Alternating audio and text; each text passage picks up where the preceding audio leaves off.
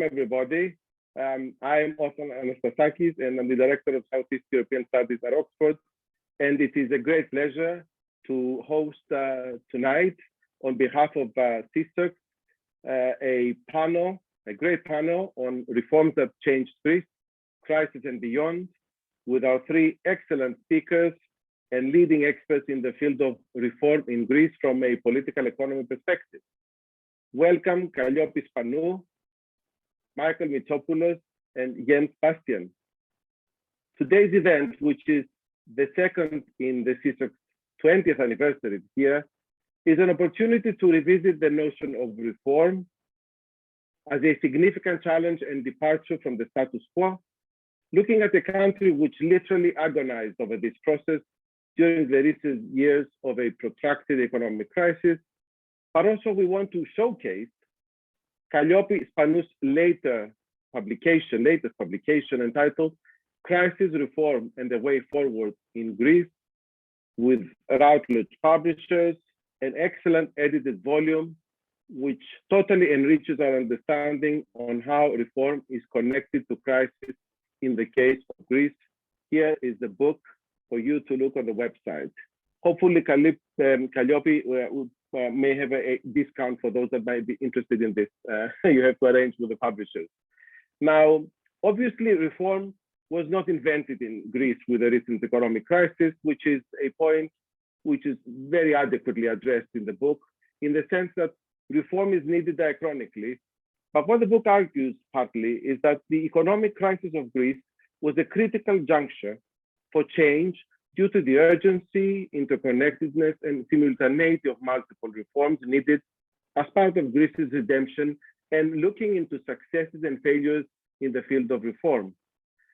But the book goes beyond this conventional wisdom of crisis-led reform in two ways.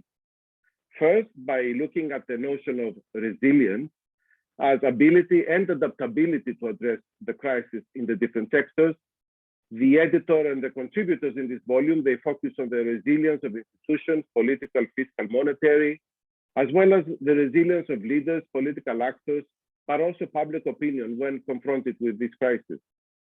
The second novelty of this book looks beyond the economic crisis when it discusses reform in the context of consecutive crises in Greece, as the new normal, as it's called in the book, be they economic, migration, foreign policy, pandemic challenges, all of which require a continuous readiness to adapt and reform in a constantly changing and uncertain environment.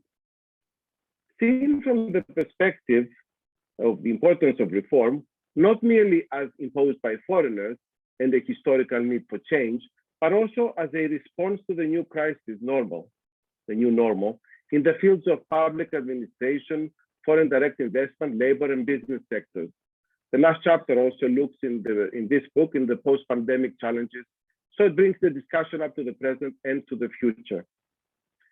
So to discuss the book, but even beyond the book today, we have the three contributors of this volume, Calliope, Spanou, Michael Mitsopoulos, and Bastian. Calliope is the editor of this volume, and she's a professor of administrative science and public administration at the University of Athens, who also served as Greek ombudsperson during the heavy years of crisis between 2011 and 2015, and who has, yes, you've guessed it right, a great unique experience in public administration reform. CSIRC has worked on various occasions with Calliope, and we had the pleasure of hosting her in previous events on Greek political development, so it's a pleasure to have her here today again. Calliope will be framing the concept of reform, but also will be giving some examples of reform from the public administration sector.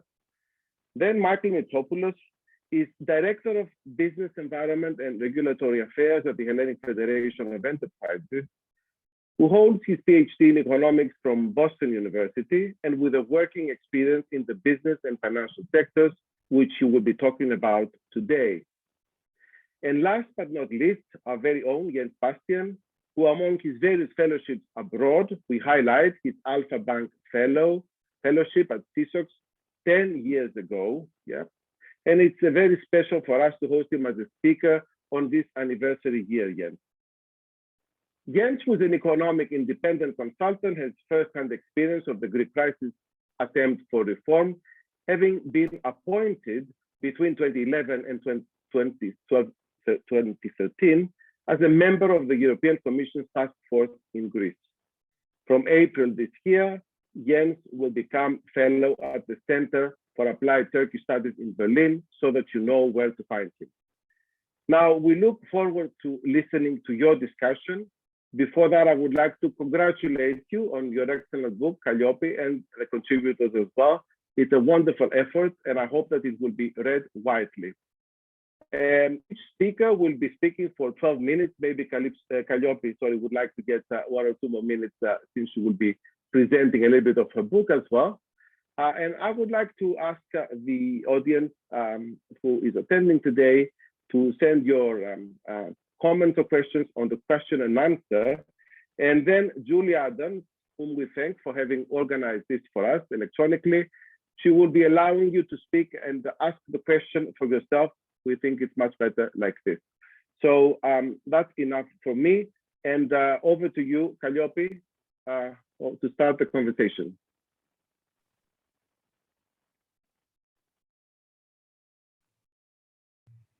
Thank you, Othon, and good evening to all of you. Let me start by thanking CISOX and Othon, Anastasakis, David Madden, and Julie Adams for this opportunity. And I would also like to congratulate CISOX on its 20th anniversary. Many happy returns. We are here to discuss, in an online format, reforms that changed Greece. This is an opportunity to go beyond the crisis narrative and the problems it exposed, to take a look at the dynamics of change and the challenges that still lie ahead. I would like first to say a few words about the book, how and why it was born. The idea for the book was conceived at the end of 2018, the end of the third economic adjustment program. The past decade was marked by economic austerity, external pressure for reforms under close international surveillance, as well as by domestic political polarization. Greece was gradually back on track after avoiding a sovereign default and Brexit. The crisis was the most critical episode of the recent decades. The extent of problems that came to light underscored the need to reconsider past practices and to change course. The central question of this volume was, to what extent did this turbulent decade reveal resilience or provided a window of opportunity for deeper change in Greece? It offers a reflection on the dynamics of stability and change, of external pressure and domestic agency.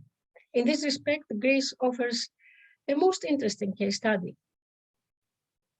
The book brings together academics and researchers from different backgrounds: history, economics, public law, political science, public administration, political economy.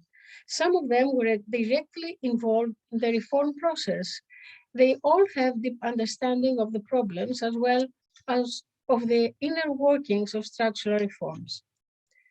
So they try to draw a critical account of the experience of the crisis and the reform dynamics that were initiated, and then to reflect on the Greece of tomorrow. Now, the consensus was that a new growth model centered around investment and exports rather than consumption was necessary. Such an important shift would require deep structural reforms. The root problem was twofold: low economic competitiveness and an overgrown, inefficient state. Administrative reform and a friendlier business environment were deemed critical.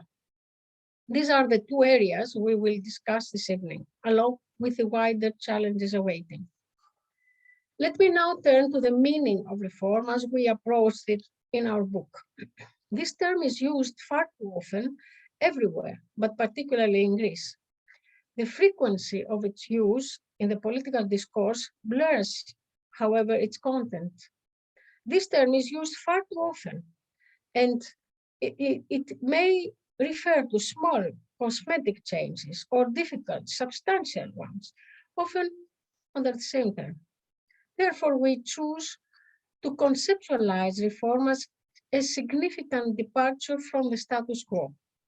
This refers to the extent to which reforms address deeper issues and challenge implicit arrangements in a substantial way. It means overcoming policy legacies to introduce a new sense of appropriate organization and functioning. This is where reform meets the discussion of reform capacity. Greece often appears as a reluctant reformer or as a low reform capacity country. A related discussion is the link between reform and crisis. Crisis as a window of opportunity and as a situation which might unleash the potential to change significantly. It is nevertheless difficult to predict what may come out of a crisis. The way involved actors use the opportunities cannot be predetermined. A third dimension has to do with the external pressure that is supposed to enhance incentives for carrying out controversial or contested reforms. The program conditionality of the Troika repeatedly played this role. What was really at stake during this 10-year period and remains important for the future was the development of the domestic capacity to set goals, to design and to implement corresponding policies. This was not the objective of the adjustment programs and represents an important lesson learned from this experience. Not only does external pressure have limits, but it is hardly ever meant to develop internal capacity for endogenous reforms. I shall now continue with the field of public administration as an illustration of reform capacity. The public sector was held responsible for many of Greece's woes. This is the expression. Competitiveness suffered from an overstaffed public administration, complex, burdensome, and lengthy procedures, and a lack of consistent policy implementation. This diagnostic argued for sector-specific reforms: health sector, labor market, social security, product market, transport, etc. But more and more, horizontal administrative reform became a larger part of a big bang administrative reform agenda. This was essentially set by a mapping of problems provided by the OECD review of the central administration in 2011, a requirement of the first adjustment program. The problems highlighted were by no means new, and it was not the first time they were raised. Among them were obviously budgeting and fiscal management, but also human resources management. The size of the public workforce and the public wage bill were major areas of concern, even more so because reliable data was missing. In both areas, better allocation and use of financial and human resources were required, entailing different rules, procedures, and the question is whether reforms in these areas effectively addressed underlying causes of administrative deficiencies. To answer this question, I compare the significance of reforms undertaken in these two core administrative domains. First, budgeting. Public financial management was a black box.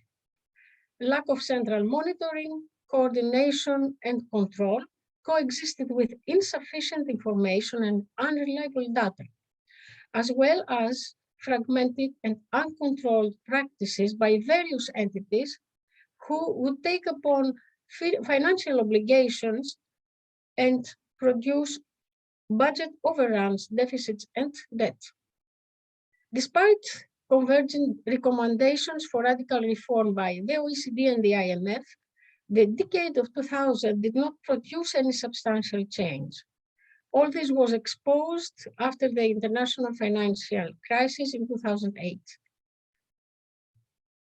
Fiscal discipline was then the #1 requirement and policy objective. There was significant change. Already from 2010 onwards, many changes for a coherent fiscal management system were introduced. The entire system was remodeled. In short, the Ministry of Finance was considerably strengthened in budget formulation and execution, including in its grip on expenditure by other ministries and public entities for the whole general government. New instruments were developed, the medium-term fiscal framework that defines general strategy and also the framework for our annual budgets, top-down budgeting processes, binding expenditure ceilings, expenditure commitment register and corrective mechanisms in case of deviation, and new fiscal reporting obligations, all in line with the European semester. All this strengthened the organization of the General Accounting Office, the heart, as we say, of the Ministry of Finance, which took on a leading policy role. The financial management capacity and responsibility of spending ministries was strengthened by a network of new general directorates of financial services under the guidance of the General Accounting Office. Furthermore, a major shift from ex-ante to ex-post controls of expenditure and spending reviews, improvement of fiscal transparency, including the transformation of the statistical service into an independent authority, the creation of a parliamentary budget office, the Hellenic Fiscal Council, etc. These are all new, although not new in other countries. For Greece, they are radically new and they completely change the landscape in this area. We can go into more detail later if you wish.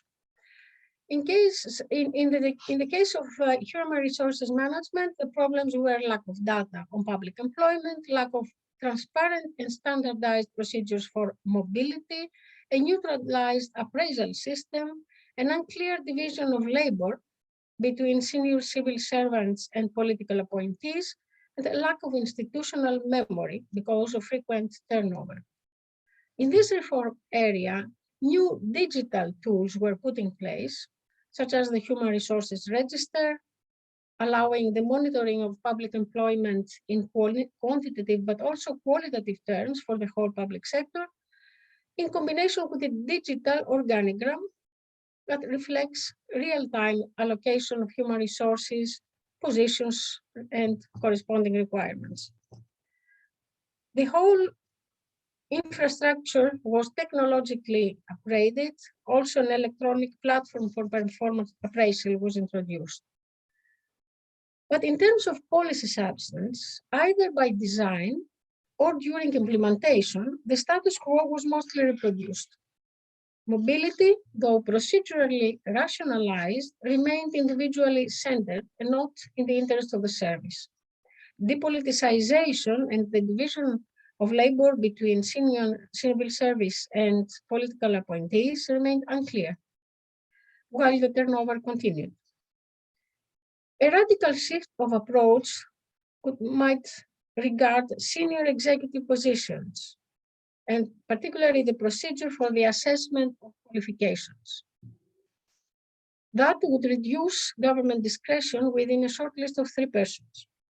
However, the implementation of this reform not only was delayed, but compromised its objectives when 1/3 of all advertised vacancies included requirements that promoted informally pre-selected candidates. Again, we can discuss more about that later. Now, to summarize, the crisis effectively provided an opportunity to make substantial changes in fiscal management, but it proved incapable of bringing about significant results in human resources management other than the technological instruments. The outcomes in terms of significant departure from the status quo were uneven.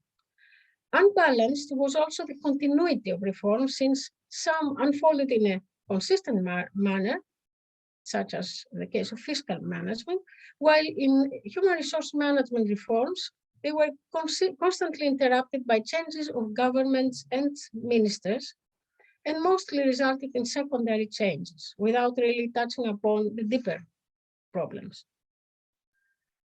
Coming to the present and future prospects, to concluding observations. The development of digital instruments continues, and it is important. But more importantly, a slow post-program learning process can be observed. In HRM, an incremental approach is adopted, correcting and adjusting existing arrangements. Beyond some reversals, there are also some new interesting elements. Such an example is the permanent secretaries coming from the permanent civil service, who now sit across the politically appointed general secretaries in ministries. Permanent secretaries strengthen the role of the higher civil service vis-à-vis politics and are endowed with a series of delegate decision-making powers. Although these arrangements need time to be tested in practice, they represent a big step towards the recommendations of the 2011 OECD report.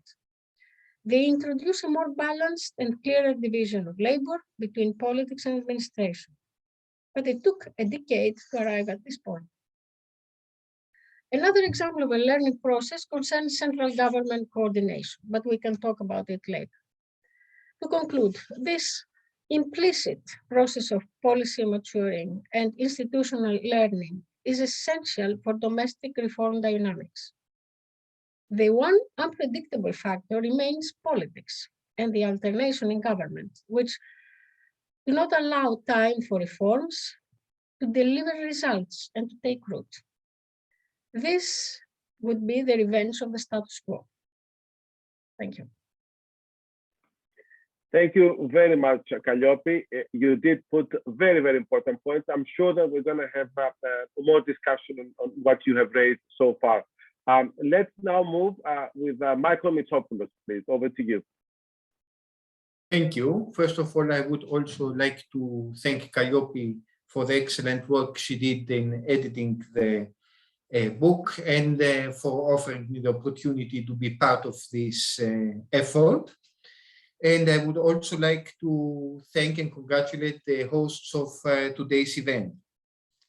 I would like to make a quick overview of some structural changes that have come as a result of reforms that, in my view, can be game changers going ahead, and then fit them together with the current conjecture as it is developing with the need to shift in a speedy manner towards more sustainable growth models and to make the best out of the funds that have been made available from the EU, exactly to encourage the economies of the member states to move in that direction.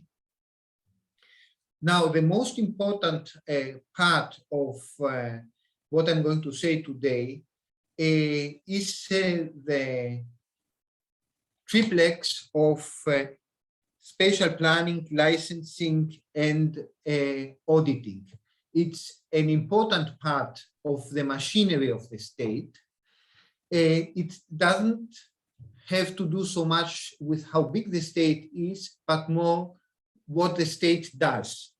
And it is very important because for decades, regardless of the size of the supporting state mechanism, what the state was doing, it was basically prohibiting investment to go to the productive parts of the economy, those parts that form the infrastructure on which, when you then build the service economy, it is well connected with the productive economy and produces a whole that can participate constructively in a modern economic activity and value chains. So what happened that because Greece is one of the few states we know about and surely the only one in Europe that has not sorted out for decades its spatial planning issues. In simple words, you do not know what you can build legally and where. And this created immense problems, especially for activities that have a larger imprint in the spatial area, like manufacturing productive activities, for the simple reason that they take more space and have a bigger imprint. And the licensing process that was built on this lack of clear spatial planning was inevitably also very problematic. And the result, the solution that the state had found was to have a very bureaucratic process, to ask for a lot of paperwork before you start, with a lot of delays and administrative uncertainty. And then if you passed somehow this hurdle, then basically there were no controls. So then everybody could do whatever they wanted.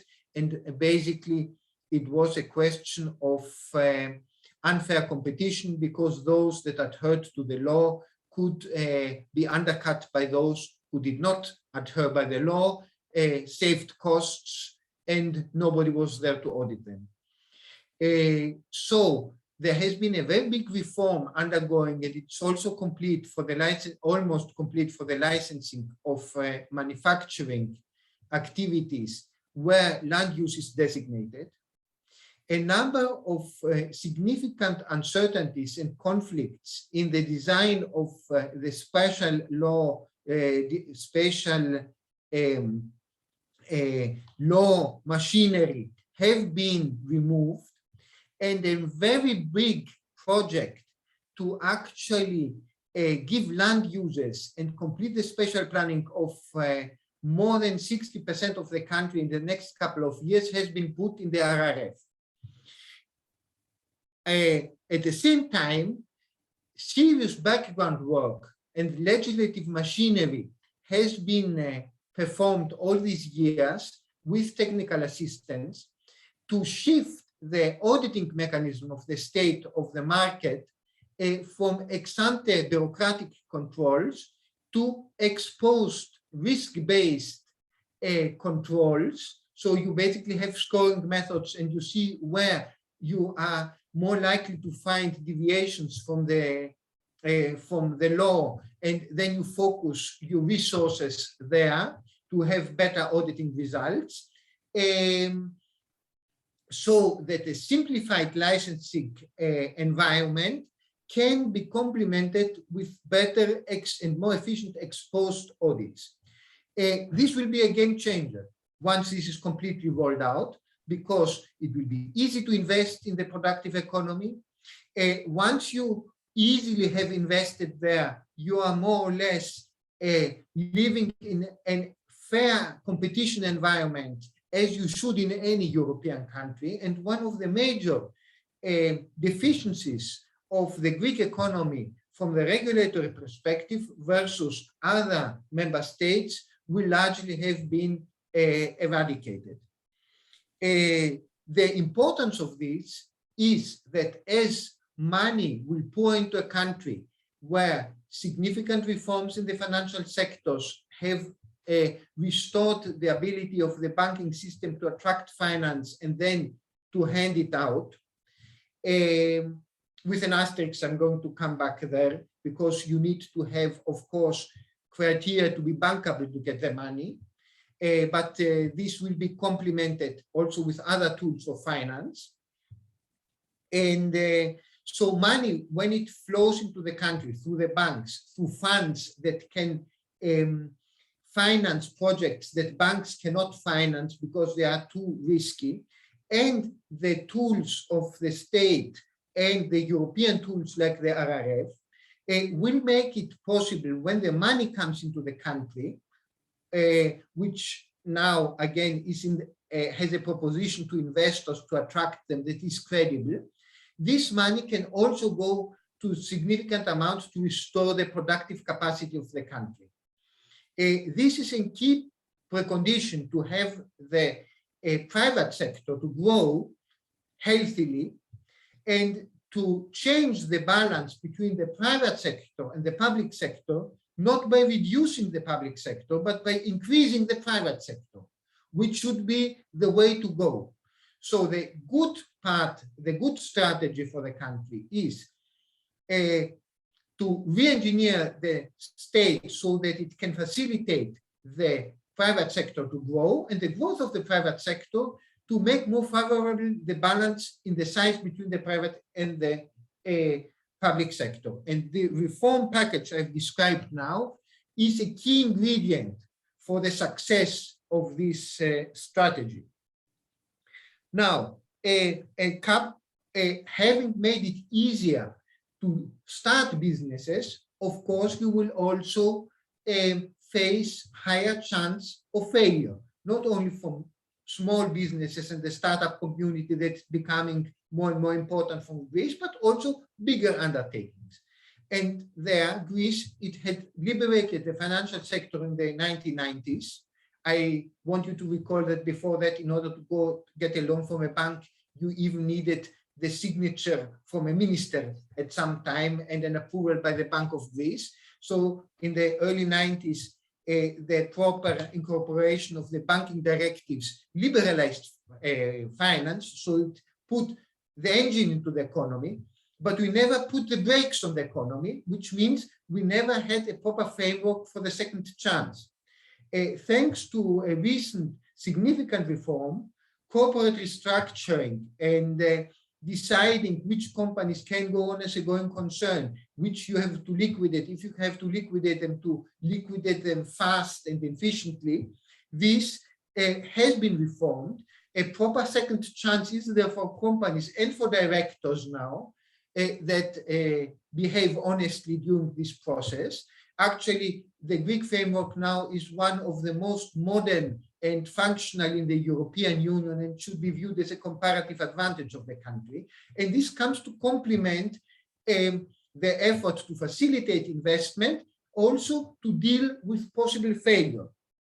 Again, this is something Greece did not have for decades. It's a new situation. It's a significant structural reform. I do not want to spend too much time. There are many reforms we should talk about. The digitalization, it's a very important aspect. There are many inroads in this dimension. Taxation, significant reforms have been done to make the tax proposition more attractive in a number of dimensions. Greece started out having such unfavorable tax environment that it was uncompetitive in any dimension. Now it has improved a lot its situation in many dimensions of the tax environment. In some of them it even is competitive, say the taxation of dividends. In others not, say the tax handling of salaried labor still has not improved as much as it should. The tax and social security handling of members of board of companies is still extremely unfavorable. So the handling of depreciation regimes, loss carry forward regimes, these are technical dimensions where still the tax environment has to improve, but overall it is not any more catastrophic as it was. So Greece is improving its business licensing proposition, its handling with business failure proposition. The tax proposition has improved a lot. It still has room to improve, but overall, Greece has a credible proposition to investors right now. Now, one big question, and Calliope touched at it towards the end of her intervention, is to ensure that quality reforms continue. And here, an important chapter is the better regulation agenda. Efforts have been done in this dimension, but still there is room to go. So we need to make sure that policy making is evidence-based, and it needs to have transparency, proper consultations. Evidence-based consultations should take place before lawmaking. It is important, say, the habit of bringing flash amendments of the last moment that nobody has had an opportunity to properly discuss on. It's still a bad practice and it creates uncertainty. And that's, for example, one area where there is still room to go. Now, I want to wrap up all this with 2 points. One of them is the agenda for improving corporate governance. not only in Greece, but in Europe, because corporate governance is the way business take decisions. So corporate governance, the improvement of it means that the board members will have the capacity, the opinions to draw on, the support by internal mechanisms and provision of evidence to better handle the transition towards a more sustainable economy. So for Greece, that also has experienced disinvestments for so many years, the availability of significant amount of investors and support money like through the RRF means that we have the opportunity to take this money and instead of throwing away machines that we recently put in place, to replenish the disinvestment of the past decade with a plan, a business plan that will be compatible with the sustainable growth agenda. So the opportunity is huge. The responsibility also is huge. Better regulation and in reforms on the part of the state give some preconditions. The counterpart for the corporate sector is corporate governance and the improvement for it. So when at the end of the day, we manage to bring this all together, the reforms that facilitate productive investment, the funds that are being made available, better regulation, and better corporate governance, we have all the pieces of the puzzle that should make it possible for Greece to seize the moment. The opportunity is significant. We have done a lot. It is really worth trying to complete the effort because the price for the country is really big. And with that, I would like to finish. Thank you. Thank you very much, Michael. Another fascinating presentation, and you did raise many points that we will take up on our discussion later on the business sector, how that operates in Greece. And now, last but not least, Jens, who has written a chapter in this book on China, and indeed Jens has done a lot of work on Chinese investment in Greece, but also in the Western Balkans. He will be talking to us about ways forward in the reform for Greece. Over to you, Jens. Thank you very much, Othon. It's good to be back at CSOX, even if being back means from the study that I have here in Athens, virtually.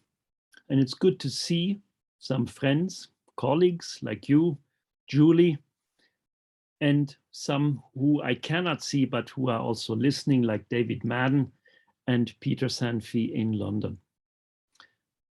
We have heard now from Calliope and from Michael, individual reform initiatives across a wide range of sectors of the Greek political economy. And what they have both highlighted is that in one way or the other, these reforms have impacted on Greece over the course of the past decade. I want to focus my intervention on the sustainability of this reform process. I want to try and highlight a number of challenges that impact on the reform debate as we are having it, not only in this seminar today about Greece, but how overall this reform debate is developing in Greece. What are some of its aspects? What is the momentum that we can identify? The examples highlight the continuity of this reform debate. There are novel aspects that you will notice in a moment. They concern, for example, policy areas that were not necessarily on the agenda of mainstream reform debates in Greece 3, 5, 10 years ago. They also illustrate how reform agency is changing over time, how new agents are part of the reform discussion. Hence, not only has the reform debate changed, but also the participants about these reforms. And what time frame, as Calliope highlighted in the closing part of her presentation, it can take a decade and possibly even more to yield results, in particular positive results. In a way, reforms are a work in progress in Greece. That's nothing new, and it doesn't only apply to Greece, but it's a work in progress worth having. So the first challenge that I want to highlight is one that maybe come as a surprise to some of you. It concerns the grammar, the narrative of green finance in Greece. Now, many of you who are listening and seeing us will over the course of the past 9 months have noticed that Greece has witnessed extreme weather events, like, for example, the wildfires in July of last year, the flooding following torrential rains in October of last year, and then most recently, the snow blizzard that we had in late January of this year. This tells you climate change, and we as citizens living in the country have noticed that firsthand. Climate change and its devastating effects have arrived, have hit home in Greece. The public debate about what needs to be done has arrived, it's gaining momentum, and it's interesting to listen to who is articulating, who's participating in this debate. One institution that is proactively participating is the country's central bank. It is, for example, Yanis Tournaras, the governor of the Bank of Greece, who has started to provide policy guidance on what needs to be done today and in the coming years on this subject matter. To illustrate, in early 2021, the Bank of Greece established the so-called Climate Change and Sustainability Center. It is inside the bank, something like a think tank to operationalize, to evaluate, to analyze consequences of climate change for the country. The bank also provides an annual financial stability report. This report now analyzes the physical impact of climate change. It includes, for example, the consequences of climate change in macroeconomic forecasting for the country, and also regarding financial stability monitoring. So what the Bank of Greece is trying to do is, in my view, twofold. On the one hand, it wants to ensure that climate-related risks are gradually incorporated in risk assessments and credit provision decisions of individual commercial banks.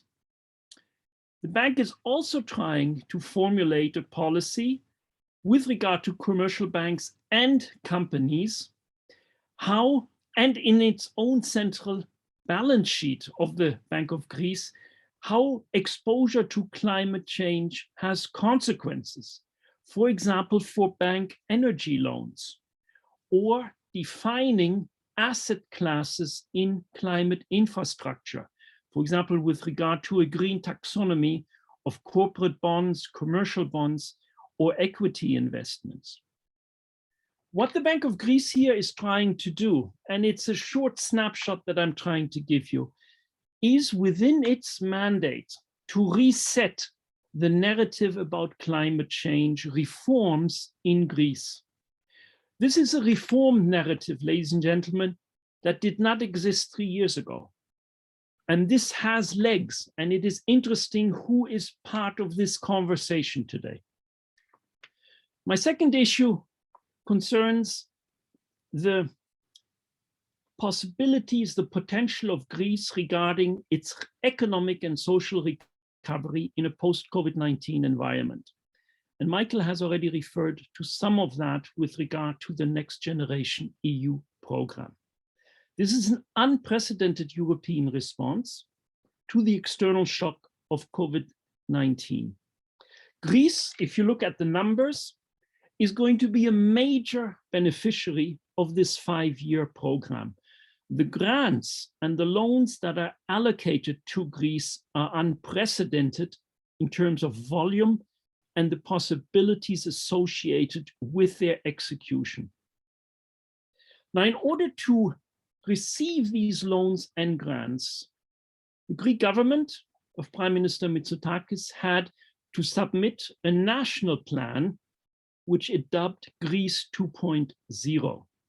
It was approved by the Commission in June of last year, and it concerns, if you read it carefully, 62 detailed reform items. And here we come back for a moment to the climate change aspect. When you read these 62 reform items, you can identify, for example, that almost 40% of all proposed reforms regarding the allocation of funding is going to go into climate change, fighting climate change. This is, for example, in the area of upgrading the energy efficiency of buildings, be it commercial, residential, or even government buildings. It also includes a detailed reform agenda regarding the strategy to strengthen civil protection and disaster management systems. And this element of civil protection and disaster management, this is something that we have experienced firsthand regarding its shortcomings during these extreme weather events that I mentioned a moment ago. There's a normative basis for this undertaking. And that Greek plan was based on the report by the Nobel laureate Christopher Pissaridis. He headed a commission and submitted a report in November of 2020 on the economic reform needs of Greece. Hence, you can see how in some ways, a form of consultancy, a form of advisory capacity is gradually feeding into a much more detailed government plan to define a reform agenda going forward in the coming years. In my view, there is reason to have what I would call guarded optimism with regard to how can Greece execute this volume of funding that is unprecedented in the context of next generation EU. If you look at the numbers of how the Greek government, Greek administration has absorbed the funding from the 2014 to 2020 multi-annual budgetary period of the EU, Greece came in second place. That gives hope. And we will see how execution in practice on the ground develops. But if it can develop the manner in which Greece has absorbed previous funding, then I'm rather, as I say, guardedly optimistic. Let me turn to my final point.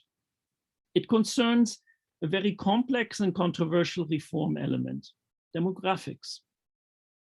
Greece, like many other countries in Europe, has a demographic development that is primarily characterized by a consistent population decline over the course of the past 16 years. This trend is even based on projections expected to continue in the coming decades.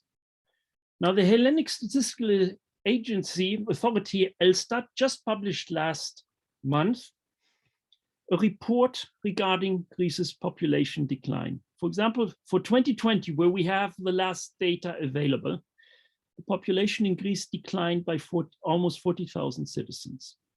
Births continued to trail deaths, and incoming migration also dropped.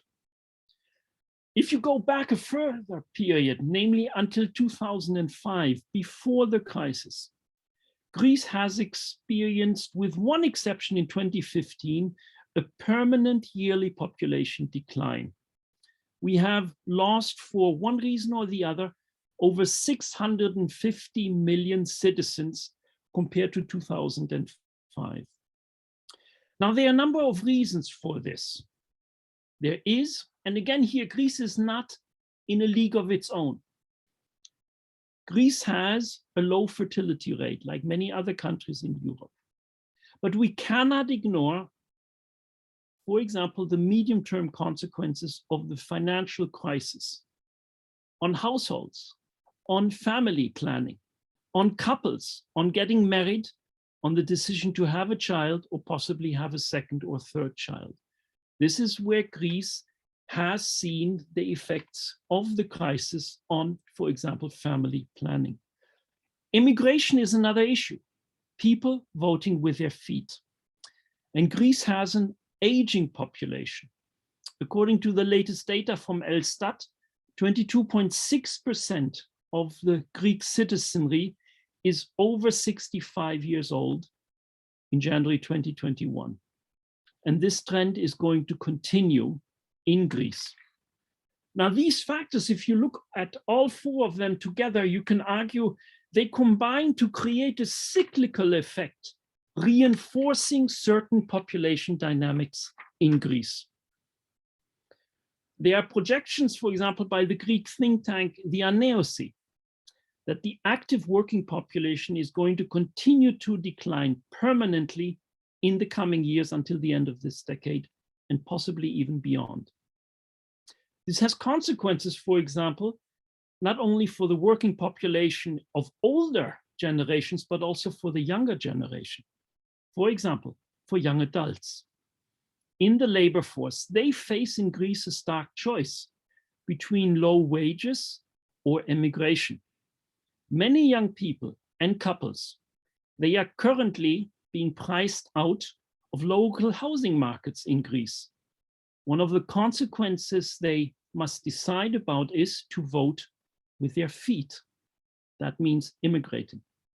And this is where, ladies and gentlemen, you can actually also identify aspects of Greece's demographics with CSOCs. I just draw briefly your attention to the project that Othon and other colleagues have been implementing since over 2 years regarding the Greek diaspora project of CSOCs, where immigration and the idea of, for example, how to organize reverse migration into Greece is part of a reform discussion, is part of a policy process in Greece and for those Greeks who live and work outside of the country. This means we're going to have to start addressing some probably uncomfortable issues to address the consequences of these demographic dynamics. One question, for example, is, it's an unpopular one, but I think it will come again. Will the legal retirement age have to be increased in Greece? There are other countries who are starting to debate that because of their own demographic challenges in Europe. Should Greece, another challenge, also pursue policies that encourage legal immigration as a policy response to population change in the country and to expected labor shortages? Net migrant inflows to Greece declined by over 80%, according to Elstat in 2020. Hence, we also can anticipate or await with anticipation the preliminary findings of Greece's census from late 2021, early 22 that was carried out, and where we expect the results sometime in, at least preliminary results, sometime in early summer of this year. Now let me conclude with one more thing. You have now noticed from 3 different presentations that there are reform challenges. The reform debate, I would argue, is alive and well. It's kicking in Greece. Reforms, indeed, they're complicated, they're controversial, they take time. It's unfinished business. But it is not anymore, and I hope you have received that impression from all 3 of us, it's not anymore business as usual in Greece with regard to reforms. But there's one risk outstanding. Others would see it possibly as an opportunity for the ongoing reform discussion in Greece. That's the electoral calendar. Uncertainty rests on the political side. What might occur next year regarding the scheduled parliamentary elections in mid-23? These elections themselves have a novel element, which some consider a part of the reform discussion, because these elections forthcoming will be held under a new system of proportional representation in Greece. And hence much is unclear regarding its outcome, also the setup of a new government, and hence the nature of that reform discussion as it continues. But we're going to now discuss together. I thank you for your attention and for your patience. Thank you very much, Jens. And that's been a terrific panel. And we've got 3/4 of an hour for questions, so there's ample time. Let me just make some very quick final impressions that I've got from your presentations. First of all, what I get is that all three of you are either guarded optimistic or optimistic fully in terms of the future. That leads me to believe that all three of you, connecting also with your work in the book, you do consider and you understand the crisis actually was an opportunity that worked. I mean, there, obviously you may have various voices that could react to this, because there are questions as to whether crisis has indeed finished.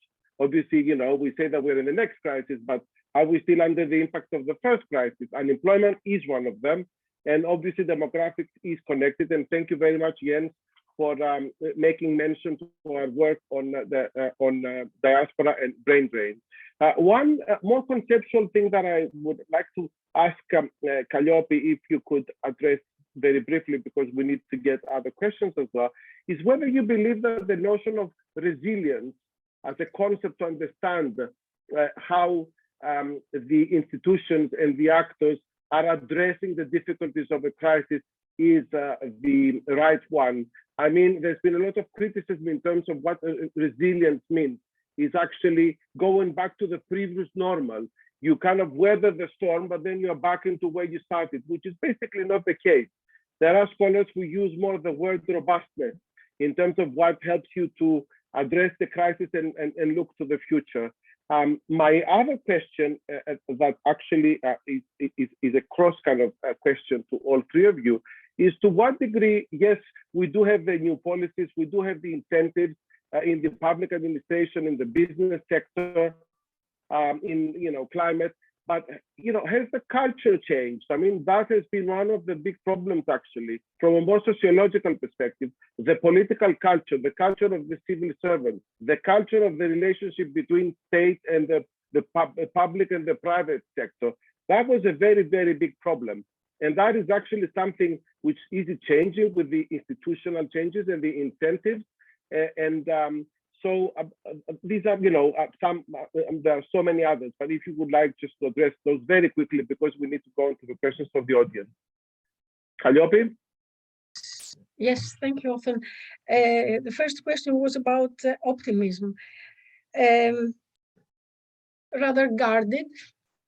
And I think that there is reason to be optimistic, and there are also some asterisks. I mentioned one, which includes many more than what it says. For example, politics. Politics is also culture. It's also back to the past. It's many things. So politics, for me, it was a summary way to address the other side of the story.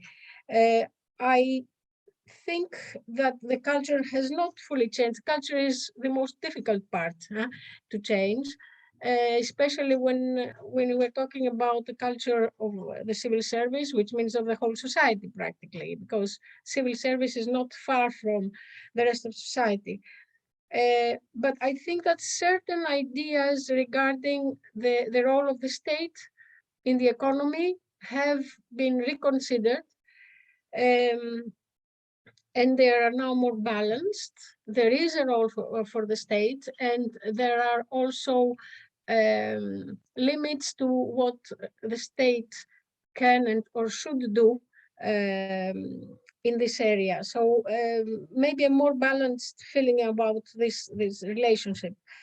And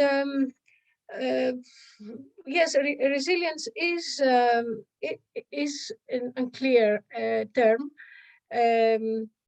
Sometimes positive, sometimes less positive. I will leave it at that. Some guarded optimism for something new. There are elements, there are signs, but we need time to reassess. Thank you, Calliope. And would like also agree with Michael in terms of my previous question on culture, which actually relates to, I mean, you haven't mentioned the issue of corruption, right? That has been a very, very important element in the public versus private. Are the incentives alone, a way to actually address this problem? Because still, we do have, and we are seeing many Central and East European countries that are very competitive, much more competitive, for instance, than the Greek case. But corruption is rampant there. And there is a problem with Greece in that respect, isn't there?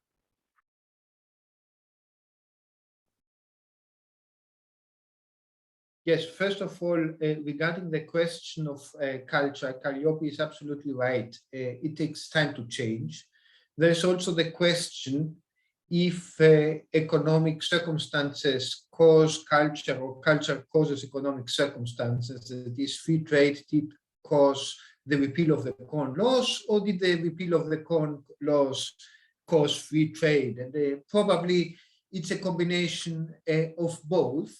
So to the extent that the reform efforts and the changes in the economy are going to continue and are going to become entrenched and are actually going to create jobs and wealth, it is very likely that some mentalities are going to change over time to a different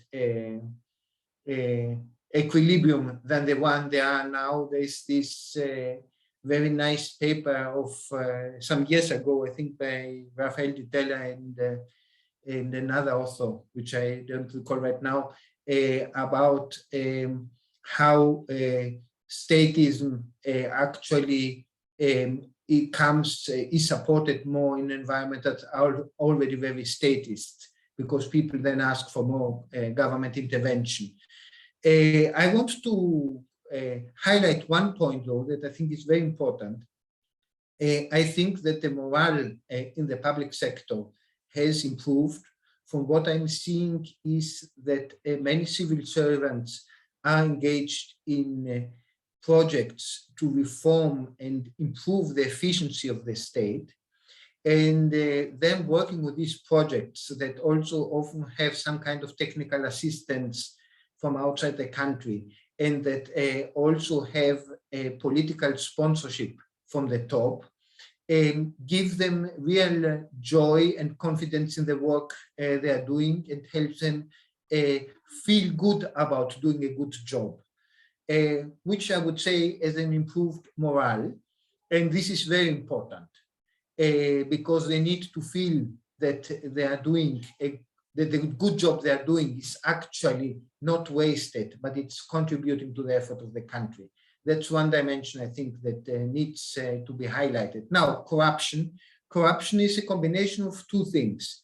One of them is how much you can easily go about without breaking the law. So when the law is very bad, and in order for you to survive, you have to break the law. For example, licensing laws are insane and irrational, and they actually ask you to do things that are unnatural to do and that you cannot do and survive as a business. Then you will break the law, and then you're going to look to corrupt the auditing official. And if at the same time the auditing mechanism of the state is very slack, maybe it has very draconian penalties, but the probability of them being enforced are very small, then people will flock towards the option of corruption. When it is easy to live with the laws, that means the laws are of good quality and most people can go on with their lives without breaking the laws. And if the auditing mechanism and a dimension we have not touched upon, which is very important, the judiciary are efficient, then people will have less incentive to engage in corruption, and they will also opt not to do it because they know that if they do it, the chances of getting caught and receiving the whatever penalty will be much higher. So I think we have a good chance of a cultural shift in both dimensions. And of course, the future is uncertain. But as I said before, I think it's really worth continue trying. Thank you very much, Michael. Now, Jens, let's hold it because we want to bring some